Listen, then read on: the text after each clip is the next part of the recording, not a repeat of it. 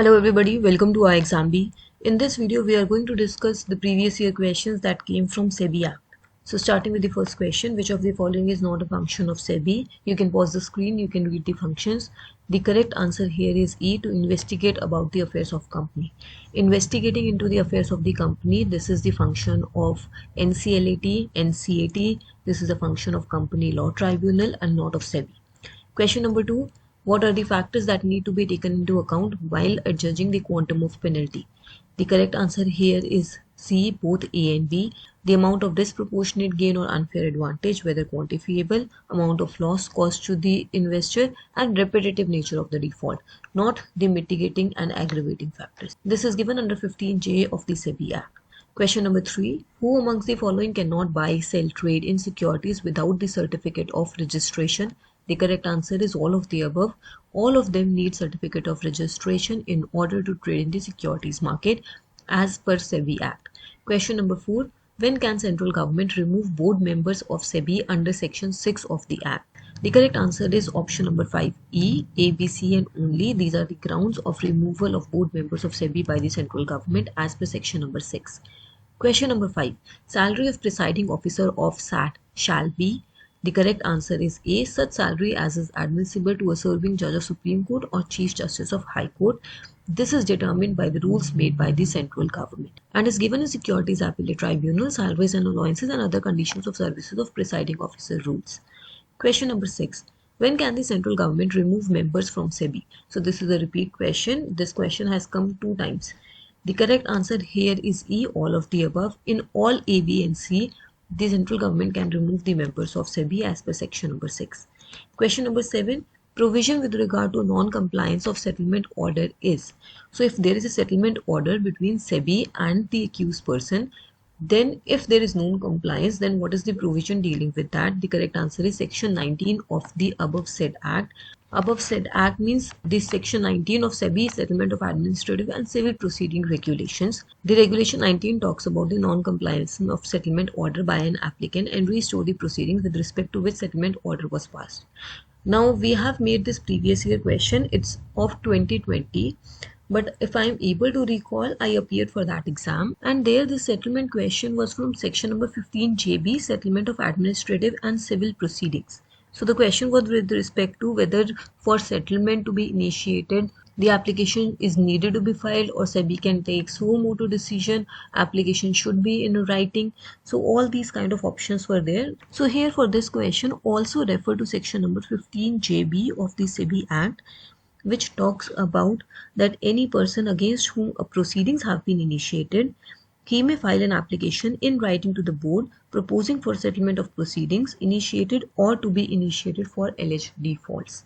Further, moving to question number 8, penalty for insider trading is. Correct answer is 10 lakhs to 25 crores or 3 times the profit made. Option number A and C, that is 4th. Then question number 9, when was SEBI constituted? SEBI was constituted in April 1988. Question number 10. Any person aggrieved by any decision or order of the Securities Appellate Tribunal may file an application to Supreme Court within. Correct answer is C, 60 days. Any person who is aggrieved by the order of Securities Appellate Tribunal may go to Supreme Court within 60 days of communication of that order. Question number 11. Qualification of a person appointed as the presiding officer of Securities Appellate Tribunal are. The correct answer is either of the above. Any of the following can be a person who can be appointed as presiding officer of Securities Appellate Tribunal: sitting judge of Supreme Court, retired judge of Supreme Court, retired Chief Justice of High Court, or judge of High Court with 7 or more years of experience. Question number 12. Civil court not to have jurisdiction means. The correct answer here is D. No civil court shall have jurisdiction to entertain any suit or proceeding in respect of any matter which an adjudicating officer appointed under this Act or SAT constituted under this Act is empowered by or under this Act to determine, and no injunction shall be granted by any court or other authority in respect of any action taken or to be taken in pursuance of any power conferred by or under this Act. What does this mean? The question came as in civil court will not have jurisdiction. What does this mean? That means wherever there is adjudicating officer, wherever there is Securities Appellate Tribunal, civil court will not be having jurisdiction, and secondly, civil court will not be granting any injunction.